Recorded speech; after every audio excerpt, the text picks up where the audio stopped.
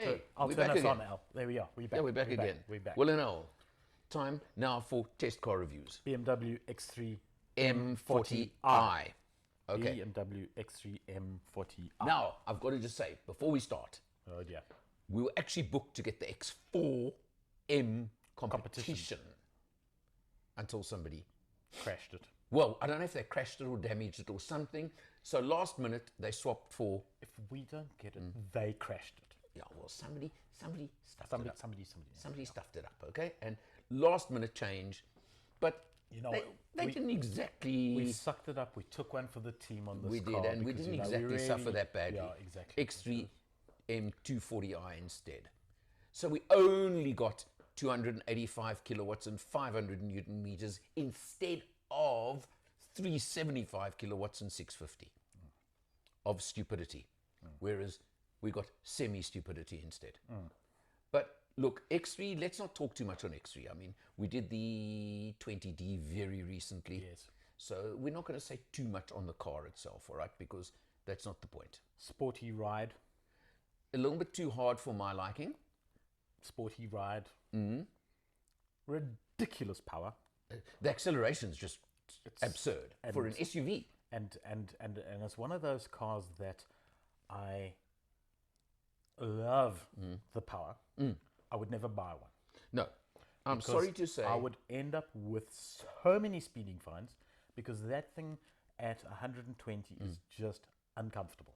It's not in its space. Look, the thing about that one is also an SUV is meant to be smooth, comfortable, relaxed, family driving, right? This one is a one-trick pony, and that one-trick pony is under the hood. Correct. Yeah. And So it's not a criticism. It's not a bad thing. I understand why people would buy them. Yeah. Not for me, because that's not. I would honestly, X3 I like, and it's a good size, it's practical, it's blah, blah, blah, blah, blah, as long as it's spec'd right. What an engine. But I would get the 20D. Yeah. Sorry, 140 odd kilowatts is more than enough in that car. Yeah. Fuel, let's not even talk about fuel economy here right now, okay? Because it was bad enough while I drove it, then I give it to Leadfoot and And you got.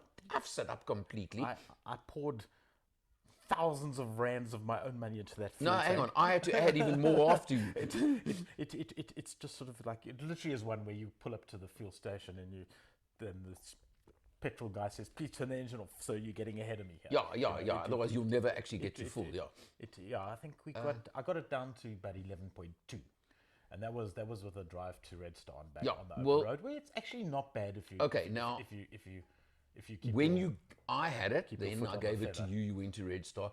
I then took it to Paris and back. Okay. And feather time. literally Literally feather time, okay? And the overall fuel consumption for the week, I got it down to 9.9. okay, that's So in other words, I must have been doing like 7 for the day. 7.5. Yeah, Yeah, around about something that. stupid. That's good. But you know, it's good. But you know what? It's really good. If you're going to buy that thing, you'll not never worried drive about it. the- Like, you're not no, worried about the You'll fuel never bill. drive it like It was that. it's a petrol pulverizer of note. Yeah. And that's what it does. It takes petrol, turns it into horsepower. And there's What did we get in the it's 20D? huge. I think we averaged like in 7 Yeah, and a half. somewhere around about I that. mean, that makes sense. Yeah. If you're worried about fuel bills.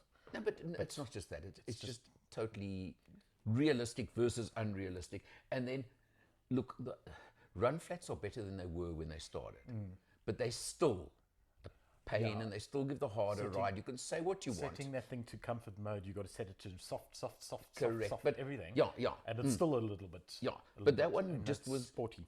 that little bit too jarring for me along the way. Yes, sporty, but would you want to live with that No, all day, every day? As my car to take down to the coast once a year, or out on weekends or stuff where I can hooligan it. Absolutely. Yeah. Absolutely. But then I would look at the competition. But that's why I Just say, where's the pricing difference Yeah. in those? Can I afford the competition? I would actually go for the competition, I think. or as I said, I would X3. I'm happy. 20D. Thank you very 20D, much. 20D. Thank you very much. Yeah. With our national speed limits, with everything else, But- you can still hooligan it enough. But here's the teaser. Yeah. I'm going to put the teaser in this time just because I can. M240i sitting outside. Oh, I tell you Why what. do you have to give away like that? You are sometimes you. Are we I not, think I'm going to cut this bit out of the video. We're not going to meet our heroes because I'm very excited about that. The 220 diesel was a fabulous car. Look, Absolutely again, fabulous. the It ticked practical every makes box. total sense. So Yeah, this let's one see where is. this one is. But now, just as the comparison, seen as you've dropped it in. Sorry. Same drivetrain, same X drive, same everything. Weighs half and aerodynamically half. I've been driving it already for a bit. Ah, here comes the No, truth. no more said No till more the said. video comes. Till the video. That's it. Okay, you'll have to wait. X3, what we haven't mentioned is roughly 1.45 million Rand. before any extras. Just leave that into it yeah. as well, okay? Yeah. You know what? For what it is, not a bad price. Not a bad price. Competition fits the price. They're on a par. So it'll be interesting. Yeah. If that's your scene and that's your thing, It's a great car. it's a really good choice. It has an option. Yeah. Alan Will, Will and L. see you next time.